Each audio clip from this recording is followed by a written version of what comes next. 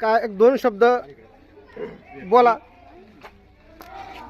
जिल्हा क्रीडाधिकारी कार्यालय धाराशिव व तालुका क्रीडाधिकारी कार्यालय तुळजापूर तसेच शिवछत्रपती क्रीडा संकुल आरळी बुद्रुक येथील श्रीमंत कुस्ती आखाडा यांच्या संयुक्त विद्यमाने आयोजित या ठिकाणी तालुकास्तरीय शालेय कुस्ती स्पर्धा 14, 17, 19 वर्षाखालील मुला मुलींच्या कुस्तीच्या स्पर्धा आज या ठिकाणी आयोजित करण्यात आल्या होत्या आणि त्या यशस्वीरित्या या ठिकाणी संपन्न झालेल्या आहेत। या स्पर्धा संपन्न करण्यासाठी या ठिकाणी आरळी गावचे सुपुत्रच म्हणावं लागेल की ज्यांच्या संकल्पनेतून या ठिकाणी जो कुस्ती आखाडा या ठिकाणी निर्माण करण्यात आलेला आहे त्या कुस्ती आखाड्याचं स्वरूप या ठिकाणी अतिशय अद्ययावत असं एक कुस्ती संकुल या ठिकाणी उभारलं गेलेलं आहे।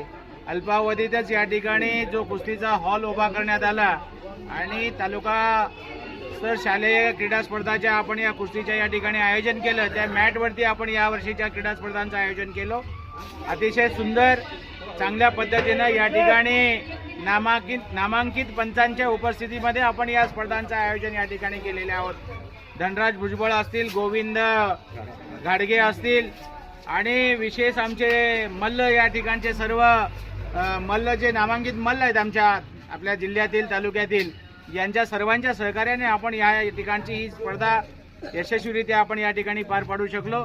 आताच सांगितलेले या कुस्ती आखाड्याचे जे वस्ताद आहेत ज्यांच्या संकल्पनेतून ही जी कुस्ती आखाडाची या ठिकाणी जे सुरू आहे त्या कुस्ती संकुलमध्ये या ठिकाणी 40 ते 50 निवासी मुलं या ठिकाणी कुस्तीचं प्रशिक्षण या ठिकाणी घेत आहेत। सरांनी सांगितल्याप्रमाणे मोबाईलच्या आहारी कमी जावं आणि आपलं आरोग्य आणि आपल्या खेळाच्या प्रती असलेली ओढ ही कायमस्वरूपी या ठिकाणी टिकवून ठेवायचं असेल तर मैदानावर येणं गरजेचं आहे।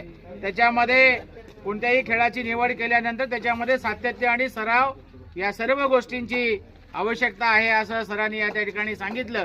त्या पद्धतीने सर्व खेळाडूंना माझ्या या आज तालुका स्तरावर जिंकलेल्या सर्व खेळाडूंना तुळजापूर तालुकावासियांच्या वतीनं मी त्यांना जिल्हास्तरीय स्पर्धेसाठी हार्दिक शुभेच्छा देतो आणि त्यांचं मी हार्दिक अभिनंदन करतो।